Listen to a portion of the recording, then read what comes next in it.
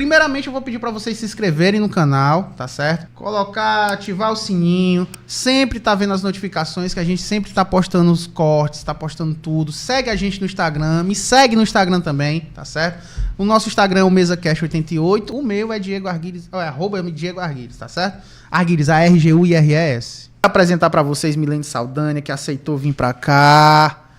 Uma convidada, uma amiga. O microfone dela, ela tá sorrindo que ela ainda tá em start. Eu tô esperando você terminar de falar. Boa noite, gente. Boa noite a todos que estão aí, né, do outro lado, na expectativa, esperando por esse dia. E já tava aqui no direct perguntando se não ia começar. Boa noite a todos, boa noite. De quem foi o atraso?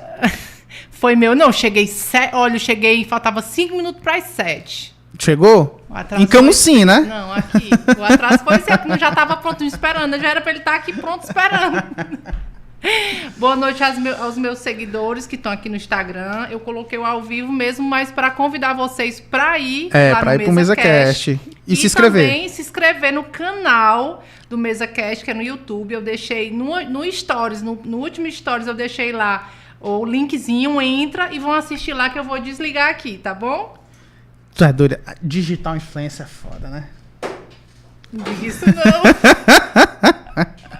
Pronto, terminei aqui. Milene, obrigado por ter aceitado. Sabe? Eu que agradeço. Você sabia do projeto, acho que há muito tempo eu já tinha comentado algumas vezes, né? Que eu tinha vontade de fazer isso, desde a época da PCnet, que eu tinha vontade de pegar assim, os empreendedores e conversar, trocar uma ideia, saber como é que, né, como é que foi a sua jornada, como é que está sendo a sua jornada, como foi manter um empreendimento, como foi criar do zero. E a gente se tornou amigos, né? A gente se conheceu numa negociação e a gente acabou se dando bem e continuando essa amizade. E a gente trocava muita ideia sobre empreendedorismo, né? Eu até assistindo teus stories que a gente trocava, assim, algumas dúvidas que tu tinha no sistema e tudo. Só que tu é uma mulher de vários ramos, né? É Topic, gente, ó, é dono de uma frota de Topic, tem uma transportadora, tem uma loja de acessórios femininos. Tá pensando em colocar mais algum outro negócio? Porque eu acho que ainda cabe. Todo dia eu penso em colocar outro negócio. Pronto, se ela infartar, entendeu? Aí você já sabe por que é excesso de trabalho. Mas, Milene, me conta aqui um pouquinho. Eu sei que quase todo mundo já conhece a tua história. Eu não conheço 100%, porque eu também não entrei muito em assuntos pessoais, né? A gente já conversou muito sobre negócio, mas quem é Milene Saldanha? De onde veio? Que come? Qual o habitat? Qual o habitat? Assim, é bem extenso falar sobre mim, né? E assim, eu sou bem, como é que eu posso dizer? Suspeita, né? Mas vamos ao que interessa. Na verdade, Milene, eu acho que ela é o espelho do pai e da mãe, sabe? Do quesito ambiente familiar, né? E eu cresci vendo a minha mãe trabalhando, pegando o cargo de trabalho de homem mesmo, né? Na época, meu pai às vezes adoecia e ela mesmo pegava a D20, D10, meu pai sempre trabalhou com transporte, e ela ia trabalhar com meu irmão pequenininho do lado dela, ela levava a merendinha dele, o leite dele. Então eu cresci vendo ela trabalhando com passageiro, levando gente pra Granja, pra Sobral. E até hoje ela não tem carteira, viu? Que ela não sabe que eu diga isso, mas ela sempre... Tem alguém do Detran assistindo aí?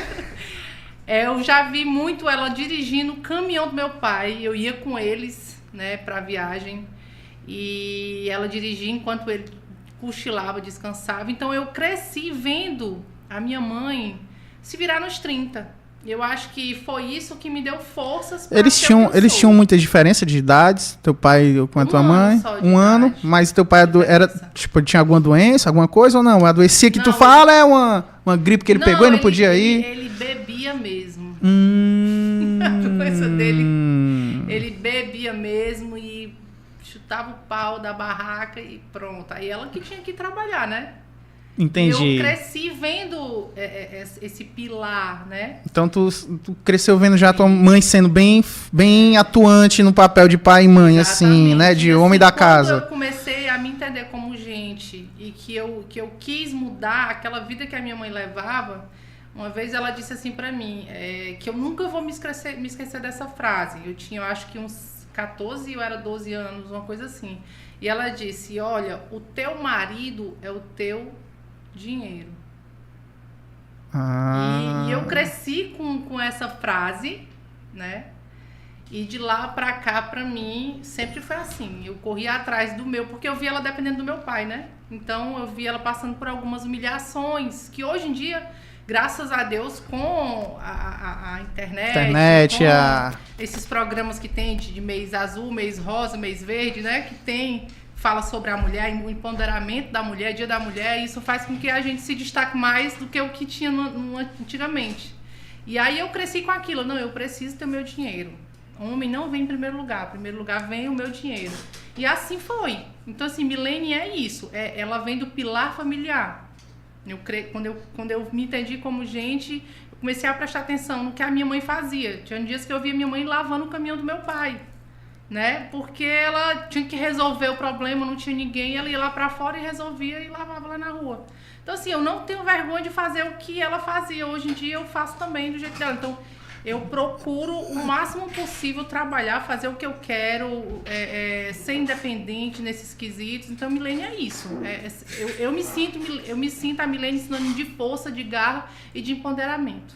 Eu acho muito parecido com a Daniele, porque a Daniele também é desse jeito. Ela tem o mesmo perfil. Corre atrás. Mesmo. Não depende de ninguém, nunca dependeu. Ela namorou um empresário aí que tinha praticamente uma cidade toda na mão e nunca dependeu de ninguém, justamente por isso, pela questão das humilhações, porque assim, eu tento trazer no máximo, assim, o máximo possível de mulheres, sabe? Eu ainda tenho na cultura, eu ainda tenho no sangue aquela parte machista, tem, acho que todo mundo tem, não adianta, até mulher tem também, mas eu tento sempre trazer mulheres pra cá, porque é uma questão de superação, com o que é que a gente vive hoje. Porque hoje, mulher, ela não depende mais. Por exemplo, o marido começa a trair, começa a fazer isso, começa aquilo. Ela sai de casa, pô. Ela vai atrás do dela, ela corre atrás do dela. Entendeu? Então, hoje essa leva de mulheres empreendedoras que tem aí, são mulheres que começaram a botar a cara no sol, meu amigo, e não tô nem aí não, cara. Porque naquela época também, acho que todo mundo aqui, alguém que seja mais velho, acho que se botar aqui nos anos 70, nos anos 60, se você se separasse do seu marido, você era uma mulher desquitada. Será uma mulher desvalorizada. Maria, desvalorizada total. Entendeu? E eles usavam isso também. Hoje não. Hoje, quando você que é mulher, quando você se separa do marido, é um livramento. Você hoje, rapaz, ainda bem que tu se separou daquele caboclo, homem, porque aquele caboclo não valia porra nenhuma. Mas é nessa questão. Então, por isso que eu tento trazer o máximo de mulheres possível. Por quê? Porque eu tento inspirar mais mulheres ainda. Né? Quem era para estar aqui de frente entrevistando todas as mulheres, não era para estar sendo eu, não era para estar sendo a Daniele. Mas ela não gosta muito de gente, então ela no cantinho dela. Mas era para ser ela, até para inspirar outras mulheres. Tu imagina só um programa só de mulheres? Contando suas histórias, contando suas vidas? É legal, já assisti muito podcast que tinha assim várias mulheres e você começa a ver as histórias que elas contam e você começa a se identificar com algum momento ali que elas estão contando. E aí você começa, eu vou desbloquear esse ponto em mim. Porque deu certo com ela, né? Justamente, e é isso que a gente vai fazer hoje aqui. No lugar da gente estar pegando exemplos lá de fora, São Paulo, Rio de Janeiro, sei lá, de qualquer outro canto, a gente vai estar pegando um exemplo daqui de perto. Eu costumo sempre dizer, cara, o fato de eu não ser daqui, de Camusim ou de Granja, é o que dá o privilégio desse programa ser perfeito. Porque eu chamo esse programa de perfeito. Porque aqui não tem panelinha, aqui não tem politicagem, aqui não tem isso, não tem aquilo. Sabe? Aqui a gente chama, lógico, quem eu me identifico. Né? Eu procuro, eu faço, eu converso, eu procuro saber da história. Quando eu escuto uma história, eu já... Não, pronto, aquela pessoa ali, eu já vou começando aqui a saber aqui. Mas eu não vou perguntar a ninguém o que é a história. É ver o Instagram, é ver como é que ela se comporta, é ver alguma coisa assim parecida. Porque muita gente já leva pro lado pessoal. Se eu fosse fazer... Isso aqui é até uma crítica para algumas pessoas que vêm a mim. Se eu fosse dar satisfação de todo mundo que eu tenho na lista aqui de convidados, eu não convidava ninguém. Juro para você que eu não convidava ninguém. Porque nessa questão nessa questão de você estar sempre trazendo pessoas novas, pessoas mais velhas, pessoas digital influência, empresários, tudo. Todo mundo tem uma história bacana, todo mundo tem uma história para contar. Todo mundo entendeu? tem uma inspiração de vida. Pois é, então isso aí é só uma crítica que eu tô deixando, só um tapinho de luva aí, entendeu? Para algumas pessoas. Mas voltando aqui, no teu caso, quando você, não sei se tu é formada, tu se formou? Já em marketing. Em marketing, mas isso naquela época ou não? 2005, quando eu iniciei. Aí eu dei uma parada, depois eu voltei. 2005? 2005 eu iniciei marketing, morava em Fortaleza. Na faculdade. Mas como é que tu foi daqui pra Fortaleza, assim? Verdade, Não, eu sei que tu foi de ônibus, né? Na verdade, assim, eu sempre quis vencer na minha vida, sabe? Oi? Meu pai... Fala mais perto do microfone. Meu pai, ele era alcoólatra demais, né? Ele era uma pessoa muito trabalhadora, mas chegou um ponto que atrapalhava a bebida. Tava tomando de conta. E ele fazia minha mãe sofrer, fazia eu, meus irmãos sofrer. São quantos irmãos? Né? São dois. Na verdade, são 3 filhos. E aí, aquela vida me deixava mal. Aquilo me deixava mal. Eu ia atrás de emprego dentro de Camusim, e aí era um negócio escasso. Sabe, assim, não tinha muita... Na época, tu se identificava com alguma coisa aqui dentro, assim? Eu já trabalhei aqui, trabalhei no antigo Beck, né? Eu estagiei e depois fui trabalhar no Estúdio Sobral, padaria e tal. Mas, assim, eu queria fazer um curso, não tinha, assim, um negócio muito...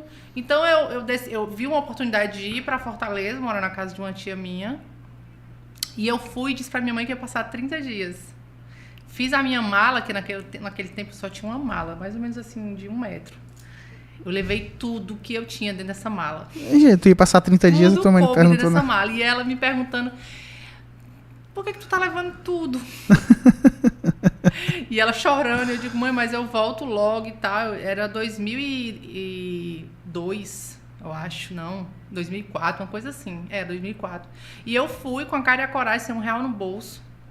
E eu disse, eu vou pra vencer. E aquela coisa dentro de mim... E lá eu morei durante, acredito que 10 ou foi 15 anos. Sério? Eu vim embora em 2012 ou foi 13. Ficou 15 anos em Fortaleza. Foi mais ou menos assim, eu não lembro das datas direito, não. Foi 10 anos ou foi 15 anos que eu morei lá. Lá, assim, eu mandava uma carta pra minha mãe e eu dizia, mãe, o correio ficava assim, tipo, como se fosse daqui até o Farol, né? Aqui do Colégio Georgina até o Farol. Ficava os correios ia andando a pé. Para deixar uma carta para minha mãe, que era os correios dentro do Shopping Benfica. E eu ia andando e mandava uma carta. E contava como é que tava, porque eu não tinha telefone, eu não tinha celular, entendeu? E eu contava como é que tava lá, como era e tudo, o que eu comia, como era. E eu dizia, mãe, tem como você mandar alguma coisa para mim, comprar uns biscoitos e tal? Porque eu morava na casa da minha tia, eu não gostava de entrar na casa dela, pegar as coisas assim. Se ela me oferecesse, eu comia, se não... E ela devolvia a carta, os correios chegavam com a carta, ficava muito feliz, tinha R$10 dentro. E com esses R$10 eu comprava biscoito e guardava dentro do meu guarda-roupa, que era 2 caixas de sabão Omo. Caixa de supermercado de sabão, não é a caixa pequenininha, a caixa grande. Até compartilhei essa foto outro dia no meu Instagram. E lá eu guardava minhas roupas, né? Era meu guarda-roupa, era ali. E aí eu enfiava esses biscoitos, que era para quando eu sentisse fome eu ir comer. E assim era, até que surgiu aqueles telefones de 3 segundos, da Oi, minha prima tinha, e tinha uns 31 anos, que todo mundo, final de semana. Todo mundo usou, todos era SMS de graça, aí final de semana ligação de graça, assim, né? Ligação limitada. Eu não tinha dinheiro para comprar um telefone daquele, na época não sei se era 500 ou era R$800. Você comprava, tinha uma promoção que vinha dentro de uma caixinha, né? E a minha prima me emprestava o dela, que tinha uns finais de semana. E aí eu ligava pra minha mãe e lá eu conversava e tal. Era o único momento que eu tinha. Mas, enfim, de lá eu me inscrevi num curso que era de marketing, na Estácio de Sá, que era a FIC, hoje é a Estácio de Sá. E lá eu fui pedir meu pai para pagar o curso pra mim. Meu pai foi de seu pago. Era até R$132 na época. E eu fiz o curso, depois de um tempo eu acabei... trancando, depois voltei de novo, faltavam umas 2 cadeiras, fiz as Mas cadeiras... tu trancou porque era trabalho? Eu tranquei porque eu comecei a trabalhar e aquilo não tava mais conseguindo. Mas antes disso, enquanto eu fazia a faculdade, eu consegui um emprego dentro do Detran. E aí o Detran ficava tipo 8 ruas da minha casa, eu ia andando a pé, graças a Deus. Né? E trabalhei lá muito tempo nesse Detran, né? Era no posto da Bezerra de Menezes. Na época era tipo contratação ou era... Era contrato. Era contrato, exatamente. Né? Assim como ainda é hoje, né? Hoje também é, né? E aí foi quando eu comecei a comprar minha primeira motinha, que era uma Bis. E aí depois da Bis eu passei pro carro, que era um Paliozinho 96.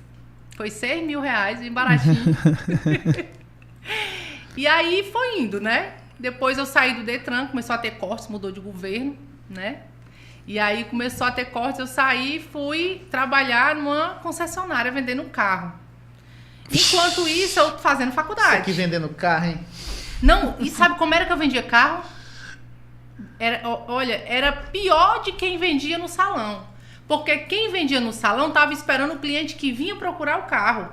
E eu que tinha que fazer uma prospecção da tu venda. prospectava os clientes para Eu pegava um computador onde tinha uma lista de clientes que já compraram e eu tinha que ligar para eles oferecendo, tentando fazer a troca do fazer carro. a cabeça deles para eles comprarem, trocarem de carro. A Michelle tá aqui, comprou um carro para ela, não tá nem aí querendo comprar um carro, eu ligo para ela e fico oferecendo um carro.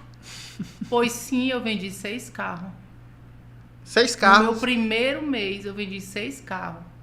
E era da Renault, não era nem carro assim popular, não. Era concessionária Renault. Então quer dizer que tu andava vendendo bomba pros outros aí, é?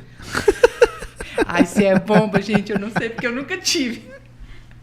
Mas eu consegui vender 6 carros, o diretor me chamou, me parabenizou, porque eu tinha sido a primeira funcionária dessa modalidade de prospecção da concessionária.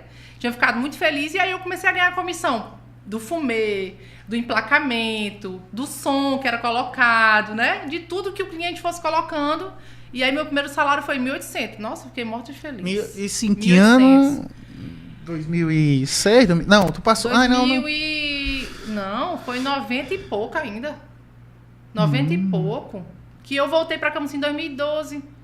Entendeu? Não, desculpa, foi 2006. Ai, eu tô meio perdido. Não, 2004 foi quando tu foi. Vamos dizer que foi em 2007. 2008, por aí assim. Eu nem lembro direito não, mas foi mais ou menos esse ano. E aí o meu salário no Detran era R$500. Na época o salário era R$500. Era. Né? Eu lembro. E aí o meu primeiro salário nessa concessionária foi 1.800. Nossa, eu fiquei feliz demais. Eu digo, poxa, eu ganhei R$1.800. Fiquei muito feliz. E aí só que eu disse, eu não quero ficar aqui. Não quero ficar aqui. Eu quero trabalhar na empresa que aquela moça ali trabalha. Ela tinha uma fardinha com o nome BV Financeira. E eu vou trabalhar lá. Eu não podia ver um funcionário com o nome BV Financeira que eu perguntava, tá precisando de ninguém lá não? Ei, tá precisando de ninguém lá não? Como eu tava na concessionária, eu via... Sim, geralmente é normal. Operadores de financiamento. Tá precisando de ninguém lá não? Ô, mulher, manda teu currículo aqui pelo e-mail, né? Não tinha um WhatsApp, era e-mail. Aí eu mandava por e-mail, mandava até que um dia a gerente, né, me chamou para uma entrevista e na entrevista eu fui me tremendo todinha, que a mulher parecia assim um coronel. E disse, olha, não sei o que e tal, você tá disposta mesmo? Eu digo, se eu tô disposta para fazer o que você quiser, eu tô aqui dentro, você pode contar comigo. Ela disse, eu escuto isso toda hora e quando chega no final as pessoas não são o que você tá dizendo. Aí pronto, aí eu me joguei debaixo da mesa e disse, meu Deus, agora é que eu não vou conseguir mesmo fazer o que essa mulher tá pedindo. Mas graças a Deus passei lá, eu acho que foi mais de um ano nessa empresa, né? E foi aí... Na BV Financeira. Na BV Financeira. Foi aí onde eu bati minhas metas. Nas metas eu conquistei premiações como viagem de cruzeiro para Caribe, Estados Unidos, Miami, Orlando. Sério? Sério. Conquistei metas. E nas metas eu ganhei essas premiações. Americana. A premiação, uma delas era para ir para Salvador, por tudo pago pela empresa. Outra era para Miami, outra era para Orlando, outra era um cruzeiro no Caribe. E aí todas elas me mandei para lá. Eu passei mais ou menos um ano nessa empresa e começou a ter cortes, 2008. 2008, né? Começou a ter cortes na parte financeira, porque estava tendo muita, como é que eu posso dizer, inadimplência, e a empresa começou a cortar, inclusive até essa gerente, parecia um coronel. Foi cortada também? Cortada também. E aí foi diante dessa empresa que eu comecei a ter um salário mais gordinho, né? E eu sempre fui de juntar dinheiro, gente. Nunca fui estragada.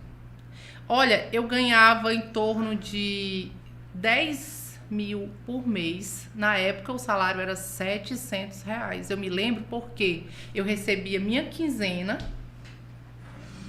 e eu só recebia minhas comissões de 6 em 6 meses, porque era PL, participação de lucros. Os lucros, era. Eu só recebia de 6 em 6 meses. Então, se eu pegasse os 6 meses dividido por 6 meses, dava em torno de R$10 mil que eu ganhava de comissão. que a gente ganhava comissão. Então, aí tu tinha que correr pra estar todo mundo. Detalhe, eu trabalhava de domingo a domingo. Porque tinha uns feirões no Iguatemi, tinha uns feirões nos estacionamentos de shopping, de supermercado, e eu tinha que ir. Eu não tinha... Você quer ir hoje fazer um extra? Não tem isso, não. Você tinha que ir. Então, eu ia, né, e tal, e fazia essas comissões e tal, até que chegou esse dia. Mas foi aí onde eu comecei a juntar dinheiro e troquei meu carro num Celta novo. Não, no Classic. Peugeot não, né? Não. Tá Peugeot certo. não. Só... Não era Renault. Ah, era Renault, Renault. Era Renault. Na época era pior ainda.